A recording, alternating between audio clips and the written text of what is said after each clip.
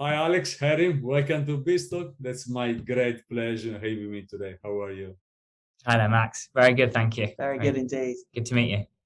My pleasure, and thanks for coming. So let's start talking about your great idea. Actually, is more than idea already. Okay, so I'll start us off. So we're Airhead, and we're aiming to provide the best respiratory protection in the world with a pollution mask that's designed and made in the UK. So my name's Harry, and this is Alex, and we've got one other co-founder, Elliot, who couldn't be here today, but we're three best friends, really, who met while studying economics at the University of Bath. And we always wanted to run a business together, really. So much so that for the first year of running this business, we lived together, three of us, in a one-bedroom flat. All very keen cyclists, all of us living here in London. And as we're cycling to and from our old corporate jobs, we became increasingly aware of how problematic air pollution was for our health and for others around us. So it causes over 8.8 million deaths a year around the world, including 40,000 in the UK. It's also been linked to an increased risk of mental health disorders, as well as a reduction in sports performance and workplace productivity. And aware of this huge problem, we started looking for pollution masks for us to wear and simply found nothing that was suitable for our needs. And the most alarming thing for us was that scientific research shows that masks are ineffective if they don't have that airtight fit due to air leaking in at the sides. And we found this is a really common thing across the market. But other common pain points is that masks are very often very hot, they're uncomfortable, and they're pretty embarrassing to wear as well. So we just saw a huge opportunity to create a truly revolutionary mask that with the USP that focused completely on that airtight fit to provide superior protection versus other masks on the market. And we teamed up with Brunel University as part of a government-funded design program to create the Airhead mask. And what we wanted to do, aside from that superior protection versus others on the market, was try and make the mask as comfortable as possible for people when they're wearing it. So we have, of course, the TPE seal here, which provides that protection, but also, unlike any other mask on the market, you can open and close the front cover for a quick cooling breeze or perhaps a drink. And then if you see down here, we have backward facing exhalation valves, which quickly and efficiently move hot air away from the face to keep you cool. We have a patent pending, which is actually due to be published later this month. And our international PCT will enter its national phase next year. So as you can imagine, the market has absolutely exploded since the pandemic. It's now set to be worth $22.3 billion by 2027, and it's growing at a compound annual growth rate of 30% a year. There are two main sort of drivers of this growth, really. One, as you might expect, is the normalized, particularly in Western cultures, and then also the increased focus of consumers on their health and protecting their health. So we're really excited about the product roadmap that we've got lined up for the business. The first step of that in the first half of next year is to implement all of the feedback we've got from our first 3,500 customers and to create a version 2 of the mask.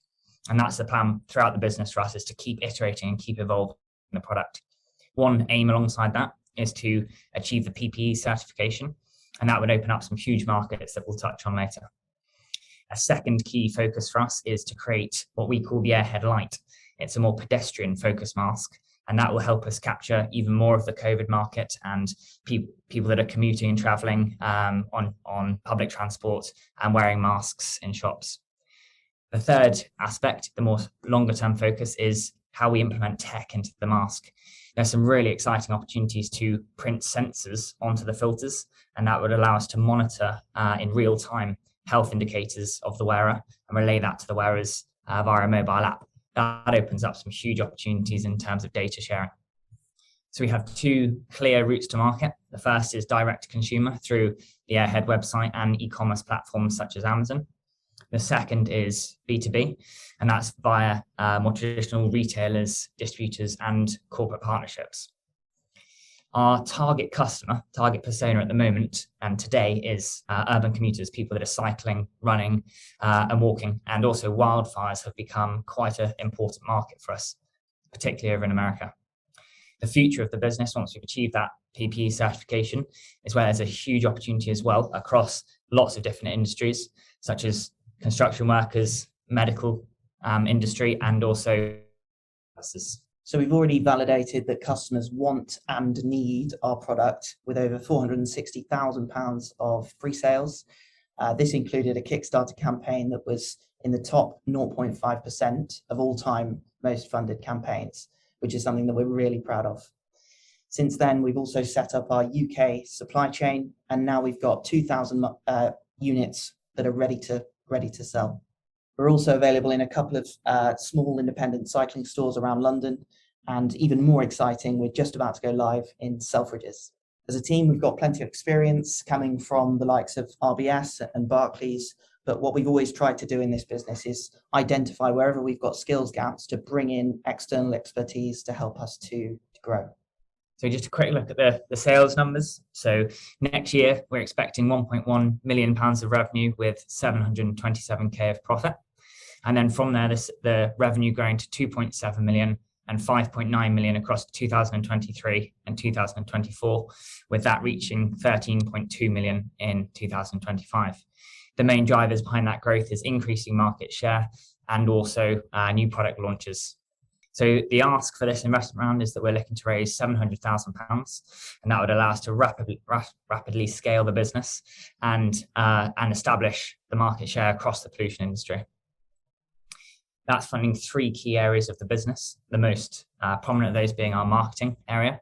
That's allowing us to establish brand awareness and really gain traction as we scale.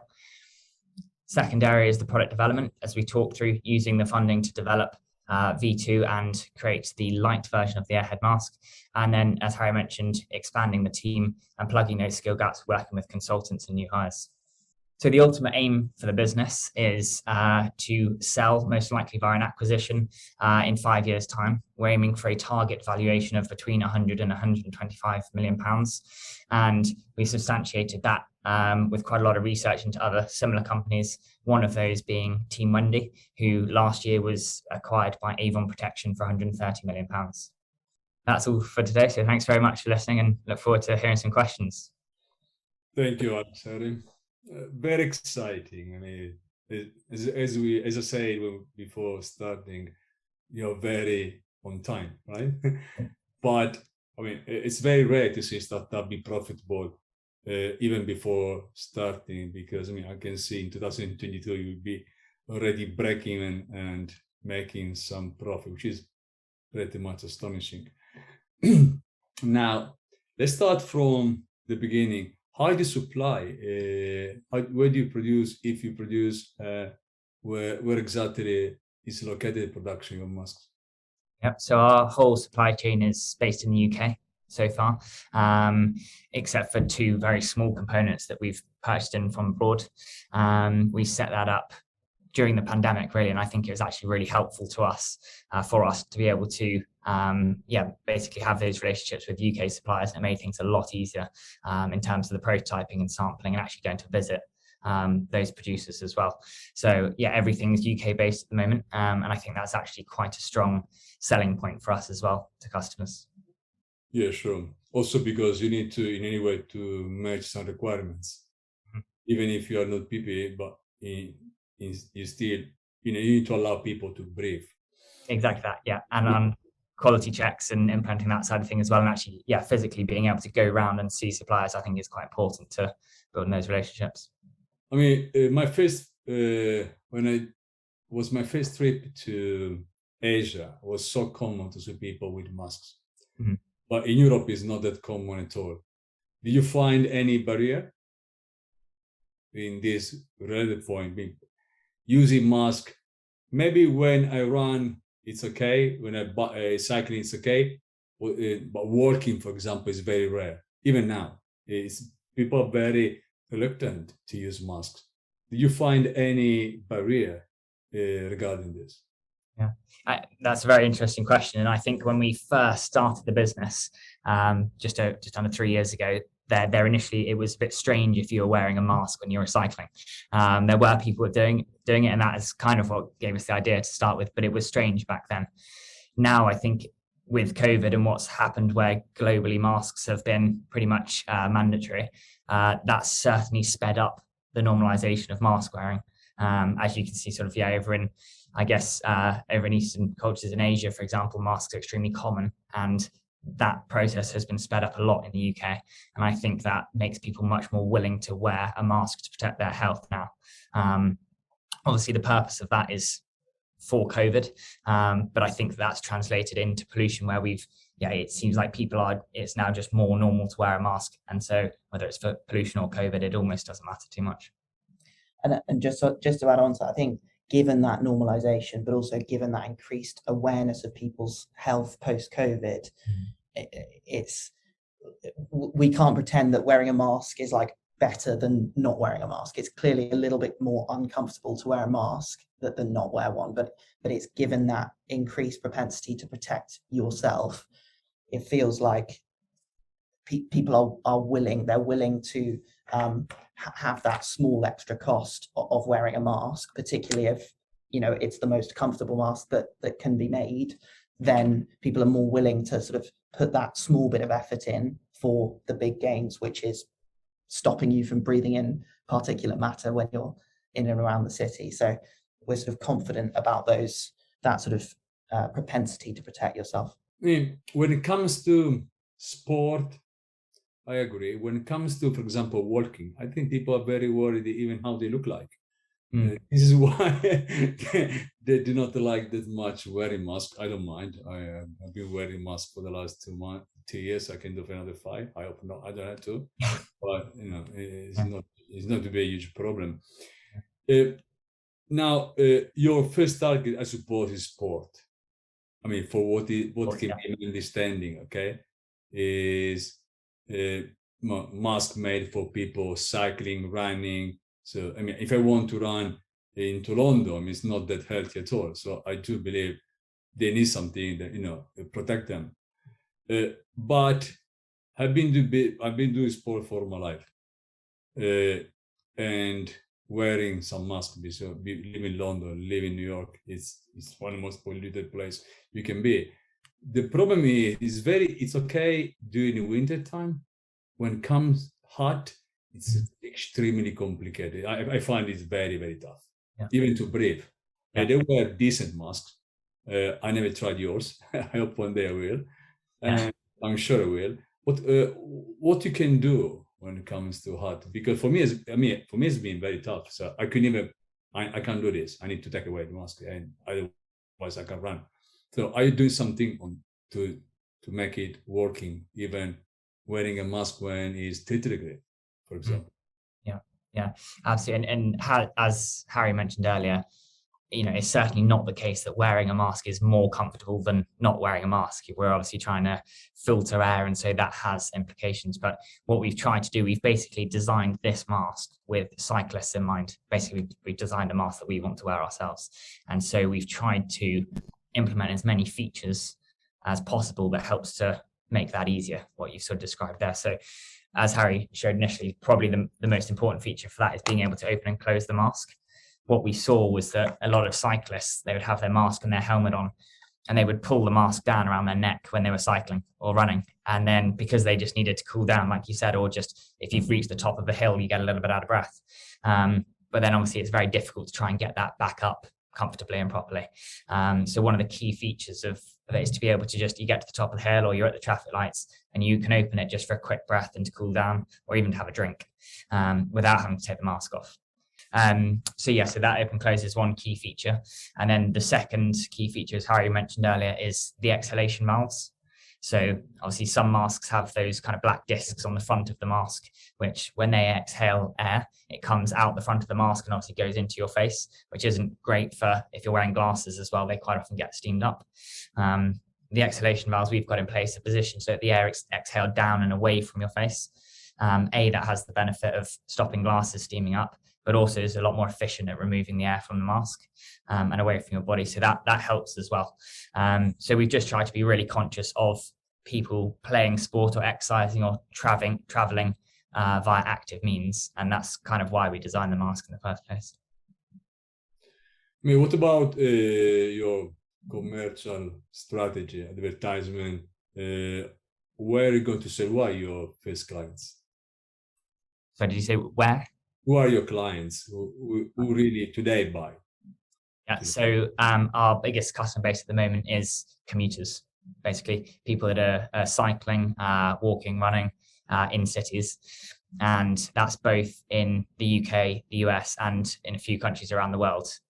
We actually launched via a Kickstarter campaign, and 50% of our customers came from the States.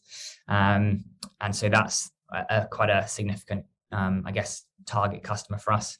Wildfire protection has also been an interesting market that we didn't know would be as prevalent as it is, really. And then thirdly, COVID as well. We certainly don't claim that we're a COVID mask or that we can stop COVID with the mask, but it is obviously effective at reducing the spread of droplets, and given the airtight seal, that makes it far more effective and preventing droplets, I guess, coming into the mask than surgical masks or masks that don't have that airtight fit. So today, I'd say our three main customers, one is commuters and cyclists, people traveling. The second is people looking for protection from wildfire. And then finally, people wearing the mask for COVID as well. Wait, what about your move into you were saying before, construction, all this kind of industry, starting from commuters to sport, and after moving, is that the same mask, or you need to adapt something? We are going when moving from sport to construction, for example. Okay. Yeah, so very similar, but with some adaptations.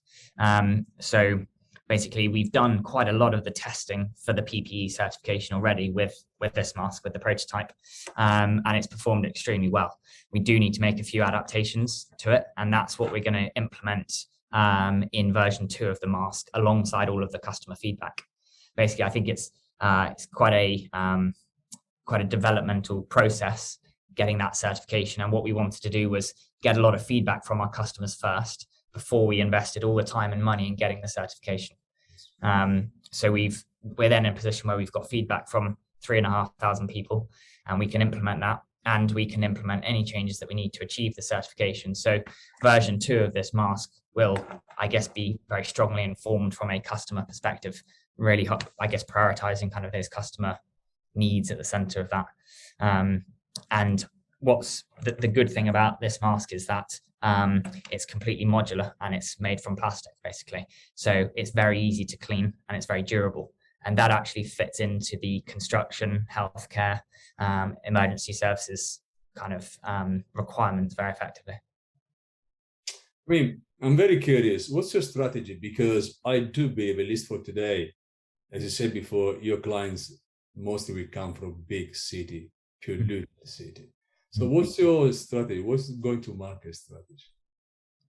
Yeah, so we've launched so far exclusively via the website and e-commerce platforms. So direct to consumer is that strategy, and we're using Facebook, Google, ways to target individual cities and I guess target our customers that way. We've also got a few relationships that we're exploring. So we actually had an introduction to some companies in India through a catapult network in the UK. And so we're progressing those conversations to try and basically, I guess, corporate partnerships with businesses out there who are looking to protect their staff. As I'm sure you've seen in the news, the air quality in Delhi, for example, I think provides an incredible opportunity to try and protect people more than they are currently. And so, that's sort of how we're launching to begin with, is the focus on the D2C, those partnerships. And then thirdly is retailers. So we're starting to have a lot of conversations with, I guess, cycling retailers and different types of retailers like that would help us to add a lot of scale to the business more quickly. I mean, you are raising 700K now? Correct, yeah. I mean, mostly to improve your sales and marketing. I do believe you had to have a very strong marketing proposition to go so far. India, America, they're very expensive markets. Although your product, I do believe, is excellent, you still need a lot of money to market yourself and start, reaching all the targets you want to reach. So we've been already talking about how you're going to somehow market your product. What's your idea to scale your business? I mean, not only marketing, but how do you really want to scale and go global? Yeah. Because you can easily go global. Yeah. If you're right on the right way. Yeah. Just to add one point of clarification on the marketing side, I think delving into our D2C strategy, that would be focused initially on the UK and the US. In India would only be an opportunity through corporate partnerships. So we wouldn't really be sort of targeting, I guess, consumers individually in India. We would keep that sort of initial focus very much on the UK and US. UK because it's our home domestic market, and I guess we know that industry quite well, and the US because it's a huge opportunity. And then we would expand from there. When we've, I guess, learned how to do that, we would then try and replicate that in other countries such as Australia, in Europe, and I guess in Asia as well. But yeah, to your question about scaling, yes, it's a very interesting question where I think the retailers and distributors offer a huge opportunity for scale globally. We'd quite like to initially work with international distributors. Perhaps further down the line, we would consider sort of setting up, I guess, satellite businesses in different countries, but immediately to access those markets, I think initially we would look to work with other distributors and retailers. One other angle that we're exploring is the possibility of licensing the mask. And so when I talk you through our exit strategy in future, so companies like Avon Protection and 3M, for example, at the moment we sit in a really interesting space in their product suite. So they have masks like dust masks and respirators, which are the kind of white, I guess, masks that you would throw away that a painter might wear, for example. And then you've, of course, got respirators that are big full face masks with kind of the circular silicon cylindrical filters on there. And our mask basically sits in between those. And so that offers a really interesting proposition because we offer better protection and also far more sustainable and better for the planet than the disposable masks, but more comfortable, more lightweight, easier to wear than the big masks. So one angle of the business that we're trying to establish is that we sit between those products. Is it possible to license our product to some of those bigger companies and take advantage of their existing customer bases and supply chains? Yeah, you're selling masks and at the same time you sell changing parts. Yeah. How exactly your business model works? I mean, where in one word, where do you think you're going to make more money? Selling masks or changing parts? Yeah.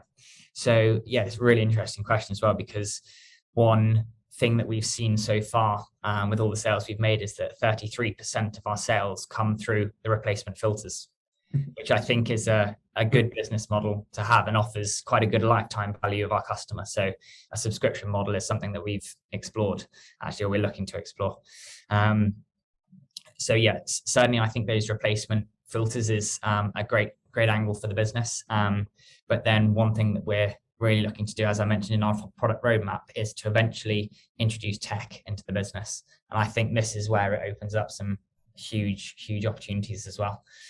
If we can get that scale, that we can leverage the number of people that are wearing masks and introduce sensors, and we're then obtaining data on customers, monitoring their health indicators and relaying that data to them in an app. I think that very much starts to fit into more of the tech wearables sector, which is obviously incredibly in focus. And if we can establish data partnerships with companies like Strava, for example, or Fitbit or Garmin, again, there's some really interesting propositions there. Alongside, I mean, if you think of insurance in the US, for example, they're already giving out Fitbits and Apple Watches for free to their customers to help reduce premiums. So I wonder if that's the kind of thing that we could then get into with that tech opportunity. Yeah, that was you already answered, but in part. My other question was, I mean, wearables are very keen now to adopt technology because, I mean, why you are using, not for the technology side, but, you can always help people, for example, to understand how they breathe. And breathing will tell you a lot. Absolutely. Is. So I do believe you should. adopt technology one day.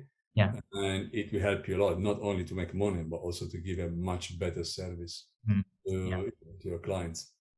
Yeah, I agree. Then there may even be something in the context of, particularly in the workplace, in that construction setting, possibly in the healthcare setting too, but a health and safety angle. So it might be that one day we have a platform where perhaps corporates can access some sort of service agreement, let's say, where if we've got that tech in the masks, then they may be able to provide, I suppose, real-time health and safety data about their employees in the workplace. And that could be a really exciting sort of revenue stream as well. I mean, somehow we are very lucky because, you know, from how we breathe, really you can understand so many things, many. So you can do a very great job when it comes to technology adopted, you know, enabling your mask using technology and giving much more than just, which is a lot already, briefing. Now, what about your vision? I mean, you're an entrepreneur, you're both, I'm sorry, there is not a third one, because team is what matters in any startup. It's about people more than anything else. What about your vision? What do you want to be? I mean, you started in a small, you remind me, I started in 16 square meter, alone, but was 16 square meter. But what's your vision? What do you see yourself in 5 years? What do you see Airhead in 5 years? Where are you? Yeah, it's a good question. And obviously the reason that we started this business initially is because we enjoy working together so much as well. And what's great is that we're all very much on the same page with what we want to achieve with the business. And as I mentioned, as we sort of talk through the pitch together, that our ultimate aim is to exit the business at some point, most likely through an acquisition. And I think what we'd like to do in that time is really build up the Airhead team, obviously still working together, but build out a team and sort of establish the culture that we've got at the moment within the business. And then, look to exit at some point in the future. And like you, I think we're, I guess, probably serial entrepreneurs. So we've had 4 businesses between us before that we've run together and enjoyed doing that a lot. And so I guess I want to sort of put that experience into this business and scale it to a point that we're extremely proud of it, and that we can achieve that sort of exit valuation of 100 to 125 million that we talked about. And like from a personal perspective, the day-to-day running a business with friends is just amazing. I mean, we love it every day. Of course, there are challenges. Of course, there are uncertainties, but it's brilliant for us. But as well, from an Airhead perspective, if we can grow the business over the next few years, but also be having a positive impact on as many people's lives as possible along the way, there seriously is this huge opportunity to make a difference with respiratory protection. That it's just the stuff that's out there at the moment is just not good enough. So, and there is this opportunity for us to impact people's health in a positive way by preventing them from breathing in loads of particulate matter every day. So we can have that positive impact. We also all love sport. We're all, we're into cycling, but we're into all sorts of other sports as well. So along the way, if we can sort of grow that Airhead community, and also particularly in that consumer setting, encourage more people to get active, more people to cycle, more people to run, more people to walk, rather than basically driving and using public transport, buses, whatever, that is damaging the environment. If we can get more people to take up active travel and get active, one, that's going to benefit their own health, but also it's going to benefit the air quality and the environment as well. So that's kind of, from an Airhead perspective, we're wanting to have that sort of positive impact as well.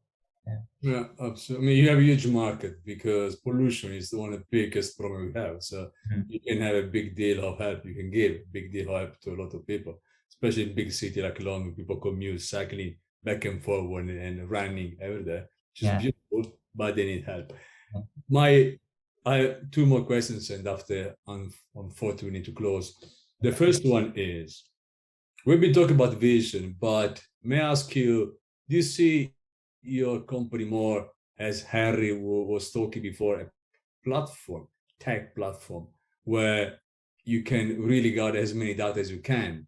And I give you the most well-known example, Tesla, okay, which is people don't think Tesla is a car, but they think Tesla as pure technology, okay, behind the car. And this is what makes Tesla the most valuable company probably in the world now. Or you see yourself more a wearable device? Yeah, it's a really interesting question. And I think something that we debate about quite a lot and will evolve over time, certainly. I feel like we have to get a certain amount of scale as a wearable device to then be able to leverage the data capabilities.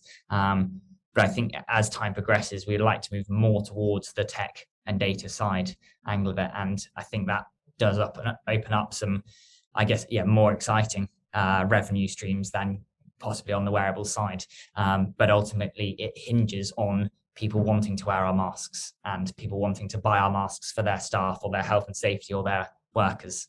And so we've got to get that wearable device right before we implement that tech side of things, I think, as well.